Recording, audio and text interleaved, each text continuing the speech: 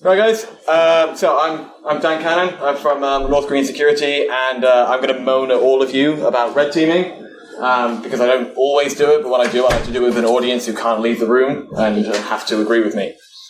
Fundamentally, I mean, I've been a penetration tester for over a decade now. Done my fair share of red teaming, been part of engagements, and done a lot of work with different companies of different sizes. Can I just get an understanding of the room? How many people here are penetration testers? Hand up. Perfect. Okay, so no one can tell me I'm wrong. Cool. So in that case, let's start with a little bit of history then about what we've always done in cybersecurity from an offensive security perspective. So once upon a time, computers were invented, everything was happy days, nobody had any vulnerabilities because no one could figure out what they were, and nothing was connected to the internet because before many of your time, the internet wasn't as pervasive as it is now. There was just no security testing done. Systems were left at risk, and realistically, they weren't attacked that often because they weren't connected to a huge amount of things. And then as things started to become more interconnected, systems started to rely on each other, we realized that we needed to do a bit of vulnerability scanning. We needed to take things carefully. We needed to have an appropriate approach to cybersecurity. The word cyber probably wasn't as bastardized as it is now, but we needed to actually understand where are the vulnerabilities, what's interesting, what's likely to get attacked, and what's not likely to get attacked. And how do we fix things? How do we prioritize things? How do we rate issues?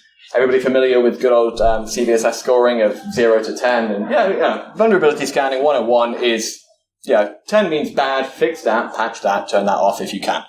And we're just trying to focus on breadth of visibility. This is all about just have a look at a broad landscape and turn around and say, that's bad, that's okay, that's all right. Nothing's ever good because otherwise we'd all be out of jobs, so nothing's ever good, okay? Then pen testing came along, and penetration testing was all about actually simulating attacking computer systems. It was actually about turning around and saying, look, this is connected to the internet, we can attack that. This is on an internal network, and you're assuming it's trusted, so it's vulnerable, and you've let that, vulnerabilities rise up to number 10 out of 10, and it's a big problem, but you're not fixing it.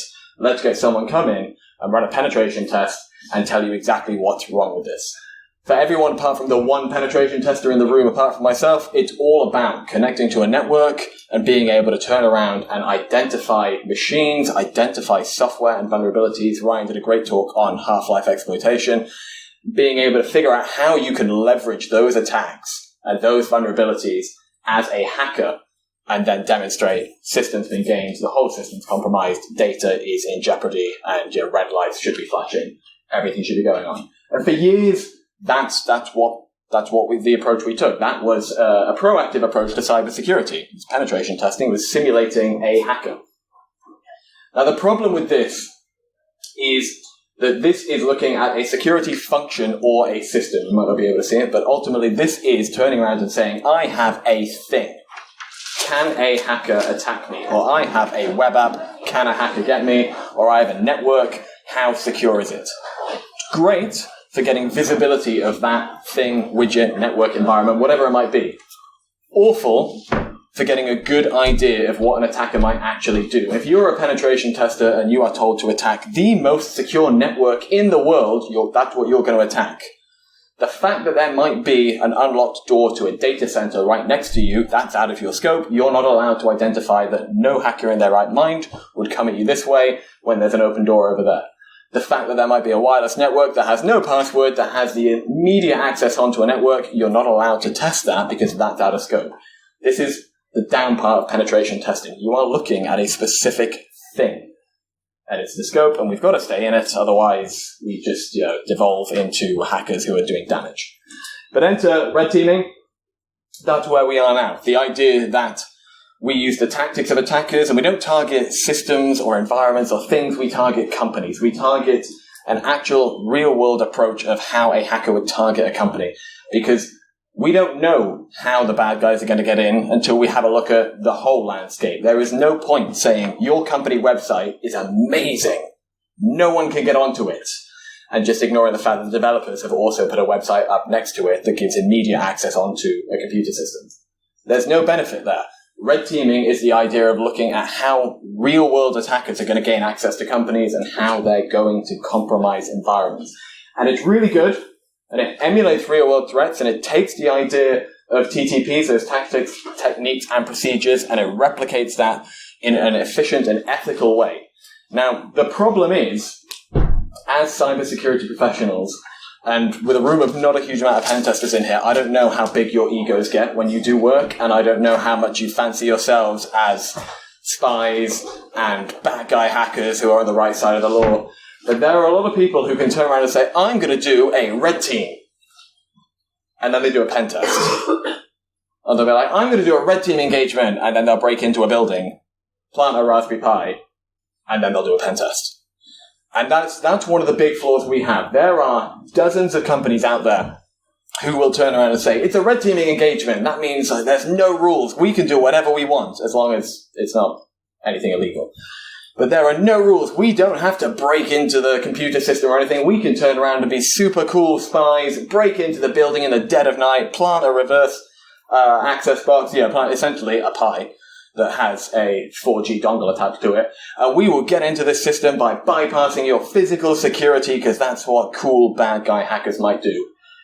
Except in any real world scenario, does anyone think that hackers are actually breaking into buildings in the middle of the night to plant a Pi onto a network that calls out to their VPN? Hands up, does anyone actually think that's what hackers are doing?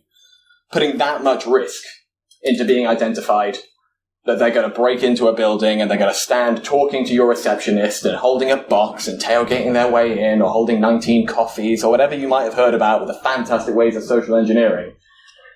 It's not realistic, but it's fun. And that's the down part of the industry. It's so much fun to do it.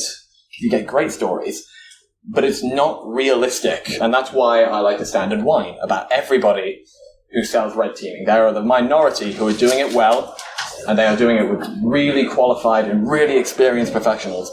But there are a lot of people out there who turn around and be like, right, get the balaclavas on, get the Raspberry Pi, break into the building.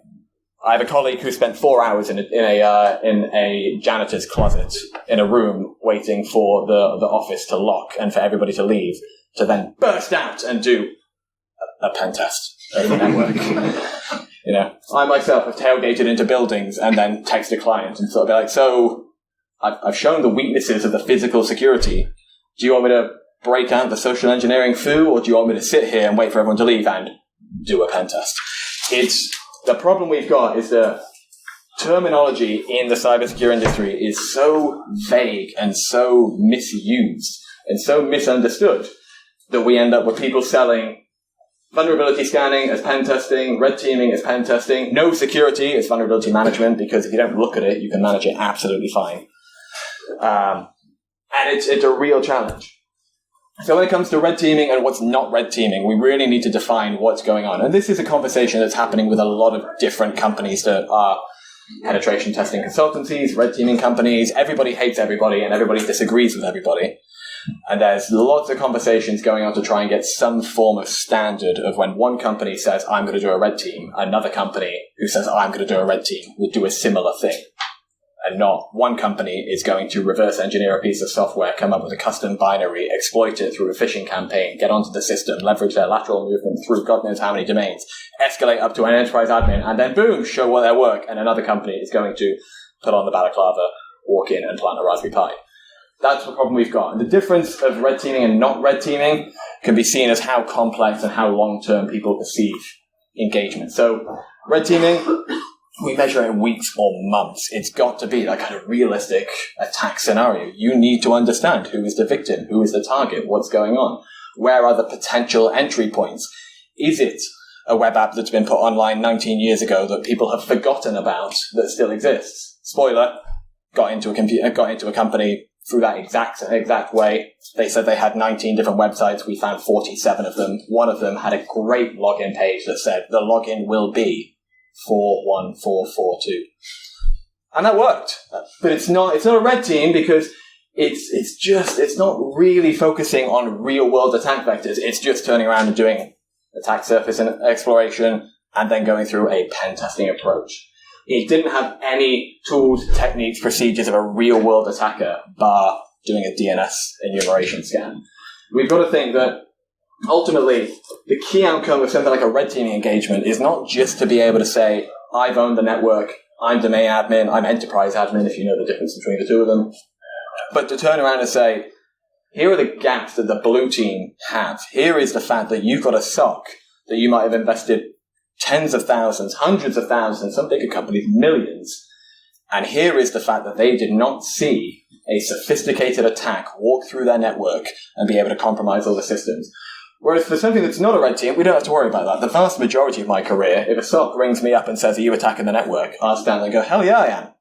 That's the job. That's the engagement. I'm attacking this thing over here.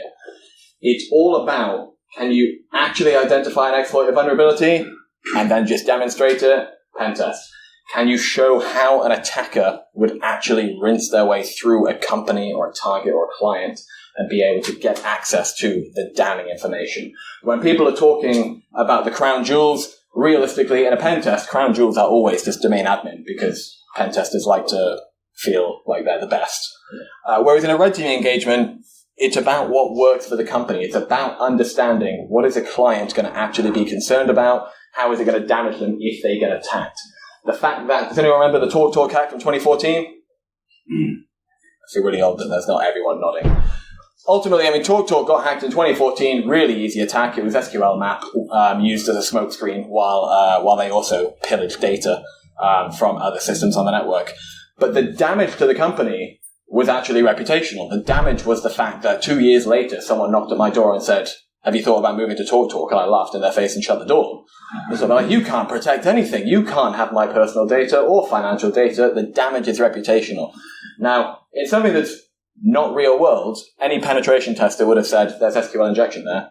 Fix that, you're done. In a red team engagement, we can understand the damage of someone being able to exploit this is reputational, it's financial, it's the fact that the CEO is going to have to go on TV with a ludicrously outdated computer behind her and be able to justify why you're to be trusted with computer systems. So when we think about that, we then got to deal with general common misconceptions from a client perspective, because from a technical perspective and from those of us in the industry, we've got an idea of what we think a red teaming engagement is. It's about replicating the bad guys. It's about being that super cool, super elite hacker.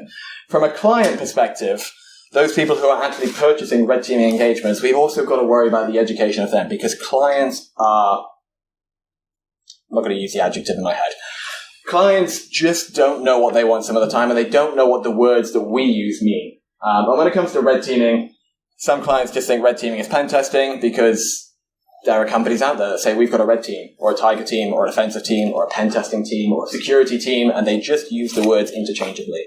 So red teaming becomes pen testing becomes vulnerability scanning, and it all just leads to disillusionment of where any value is.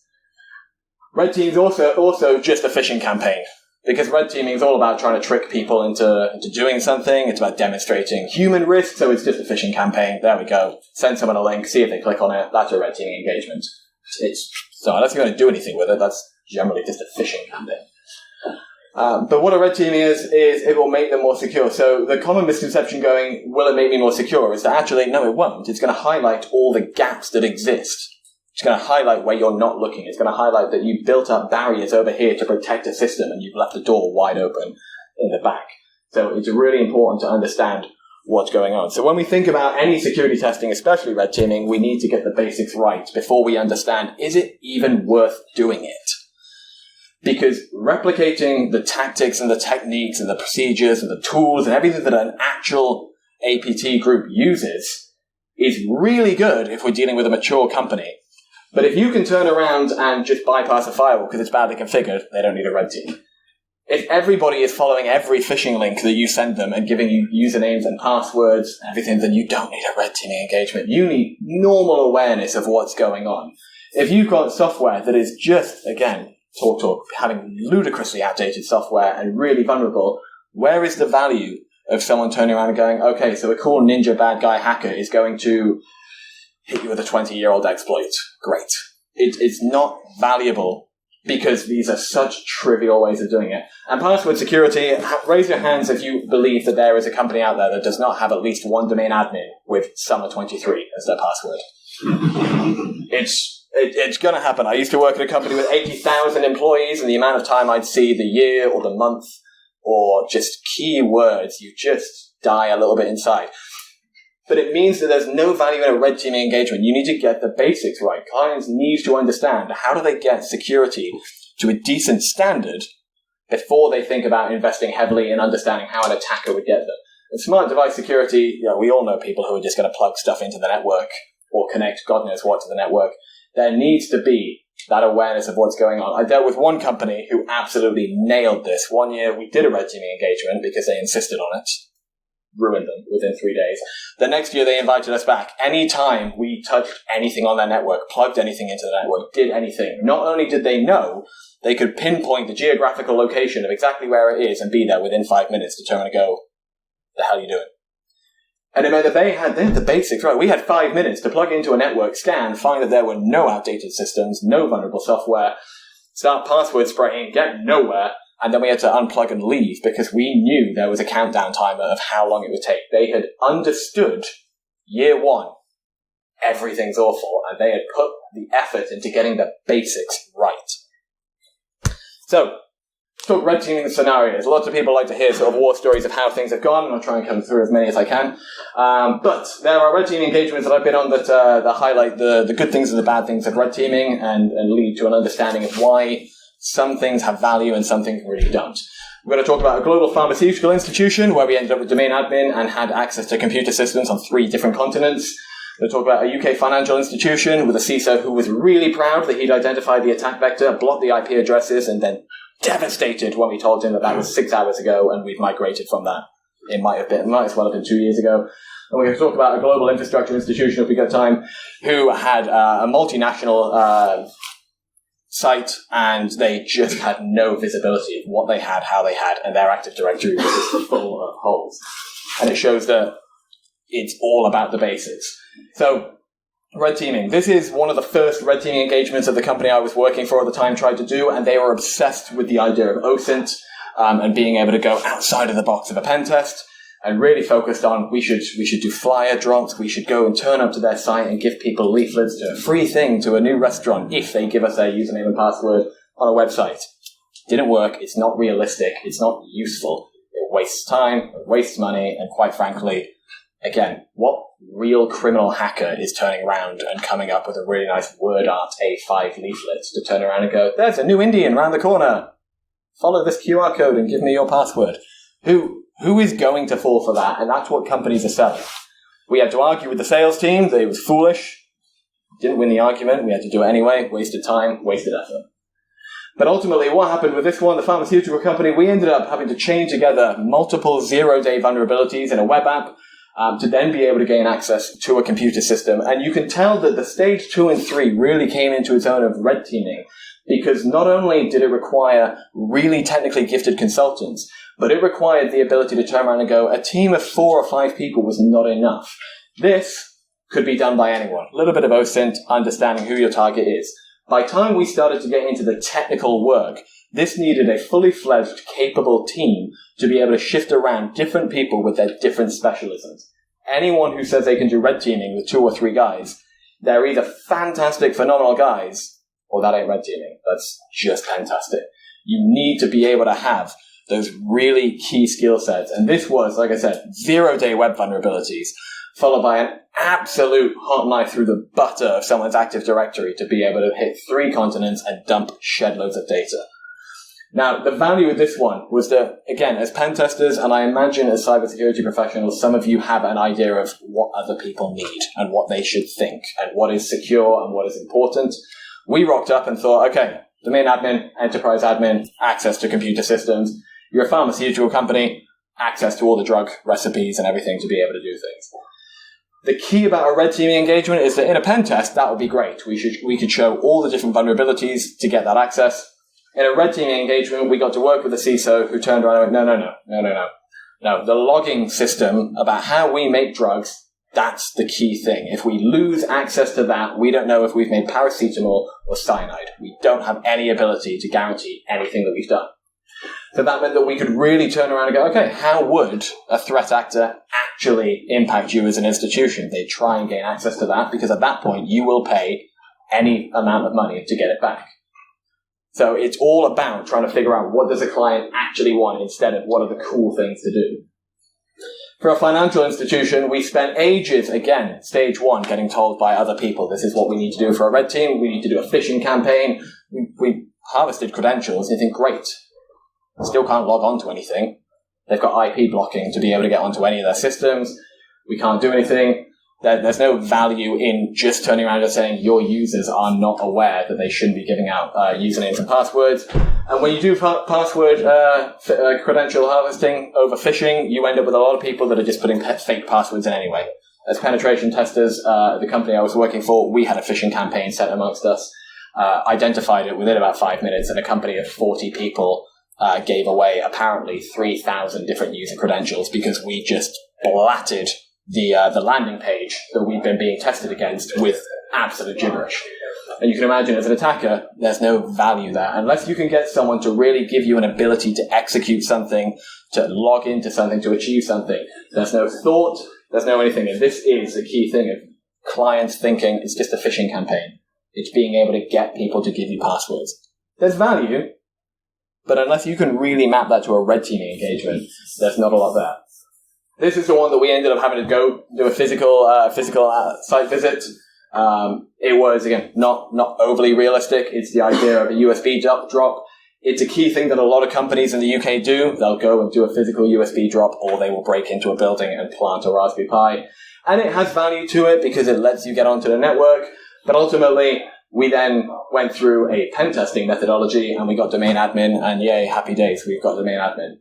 At no point during this red team that was sold to a client with an idea of can you secure your company, did we have any real action that took any effort that wasn't just a generic penetration test. We did a phishing campaign, followed by give us access to a computer and get onto it. There's a lot of cool stuff that happens in there. And there's a lot of testers or companies out there that will turn around and go, yeah, but it's really cool and it's different from just a pen test. It was a completely custom payload that we created, and when they reverse engineered it, they could turn around and say, the guy who made it's called Steve, because every parameter is a variation of the name Steve, Stevie, Steve-O, Steved, everything like that. And it took time, it took effort. And companies do that, but there was really nothing here that happened that wasn't just a penetration test. So there's no real value. But finally, this one was really interesting. This one was where we turned around and went, right, let's actually do a red teaming engagement. They had millions of pounds invested in their SOC. They knew what they were doing. They were on it. They could identify problems. And we went down an assumed breach scenario, and that's when you know a company's taking this seriously. They don't care how you get in. They want to know, if someone gets in, what can they do? Can they get to our crown jewels? Because no penetration test ever starts with an assumed breach. It starts with, where are the vulnerabilities? We don't care where the vulnerability was. Let's assume someone let someone onto a system, someone opened up a thing, someone downloaded a Trojan. Let's assume something happened. This took a lot of effort, and there was so much work that had to be done to make sure that an actually capable SOC team that had all the tools that they needed, they had EDR systems, they had network monitoring, they had IPS systems, could turn around and not see what was going on. And it ended up having developers spending days trying to bypass EDR systems to be able to leverage vulnerabilities that we knew existed, but that we couldn't do anything about. And it's, again, that kind of premise of a pen test will just fire and forget. If a pen test tries to exploit a vulnerability, the EDR stops it. Great, cool, okay, you've got protection in place. With a red teaming engagement, there's a lot of work that goes on to really try and think. If you've got the Russians, the Chinese, anyone in your network, they're going to put time and effort into being subtle and into being quiet, and they're going to understand what you're doing.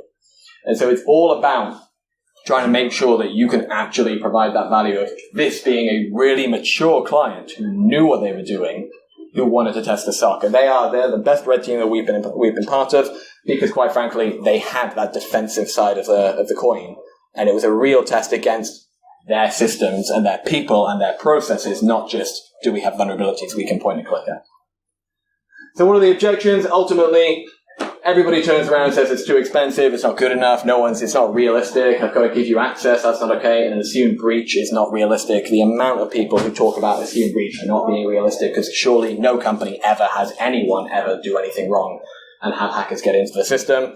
And then we've got to turn around and deal with the challenges of everybody gets excited about red teaming, and everybody then ends up selling the physical intrusion, the physical red teaming, whatever they might try and call it, and people just revert back to that physical break-in where they just get to feel like really like exciting spies and hackers and bad guys and standing colours. We're going to go quickly through this. We then also got the last problem that charlatans in the industry exist, and I'm sure we've all seen our fair share of snake oil salesmen. This is one that I had to deal with when I was an internal employee at a company. This was a company that were trying to convince me they had the skill set within their team to conduct a red team against us. Now, I don't know about you, but if you convince me that you can do red teaming and purple teaming, but you have none of the prerequisite skills to do any testing, I'm going to turn around and call you a liar. Equally, if you turn around and go, you've got red teamers who can't do purple teaming, which is working with a blue team, so red teaming with notes and timestamps and documentation, I'm going to turn around and call you a liar. But non-technical people look at this and go, there's some skills there, that's some really cool stuff. The social engineering, this guy's amazing, he can run the team, that's fine. And it's a problem that we've got to deal with. So, is it worth it? Quite frankly, for the vast majority of companies, no. No, it's not. We should stop selling it because it's not worth it for most people. Vulnerability assessment needs to be done as a minimum for most companies, and as much as techies and cybersecurity professionals and assurance individuals, we might hate the fact that we've got to go back to basics. Clients are not where they should be. Companies are not where they should be. And it's cool to sit here at the peak of the pyramid and go, I'm awesome.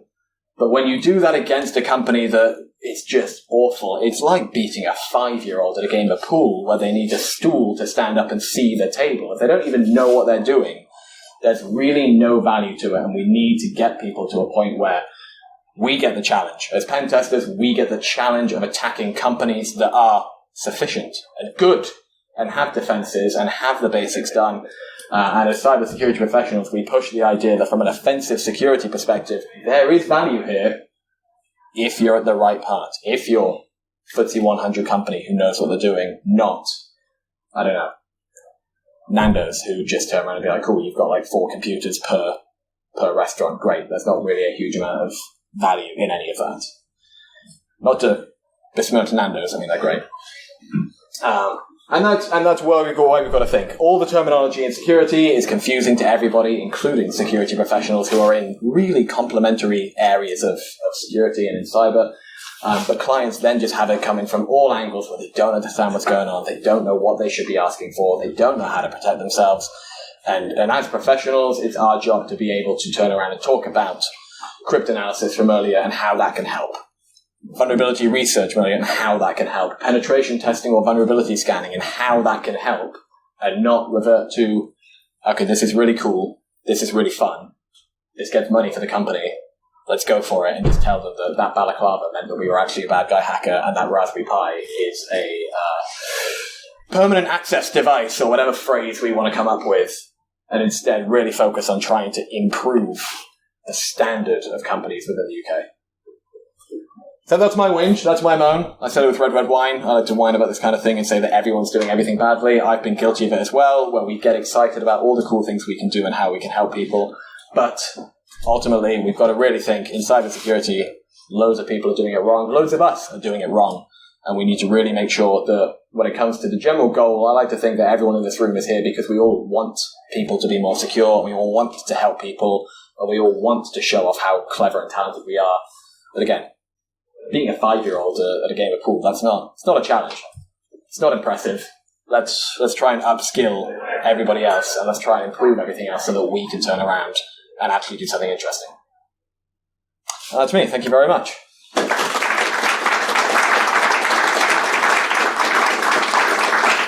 I think I overran a little bit. Do we have time for any questions? Or one minute? Yeah, 1 or 2 if there are any questions.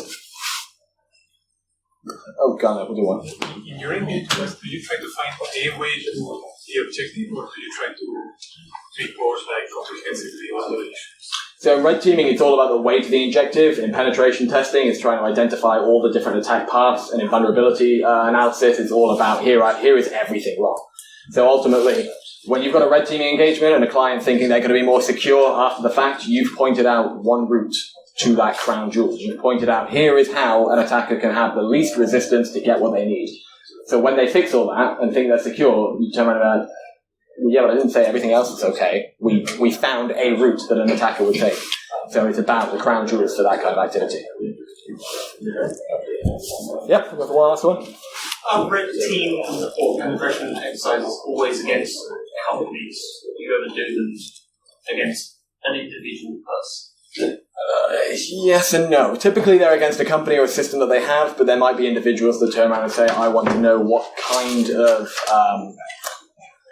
attack surface surrounds me, what kind of information there is about me. It's referred to doing an OSINT and being able to turn around and say, is this person a risk? Does everyone remember the Ashley Madison hack? Yeah, so when Ashley Madison, which was an affair dating website, got hacked and everybody's data got compromised, that became a thing with a lot of directors and a lot of individuals turning around and saying, I need to know if my data is on any of these things, because if it is, I now represent a risk. So there are times where you do it against an individual, but most of the time it's a system or a network or an individual.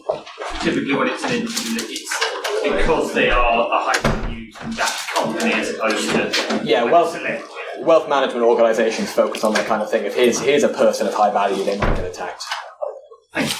All right, I think that's all the time we've got. Thank you very much, guys.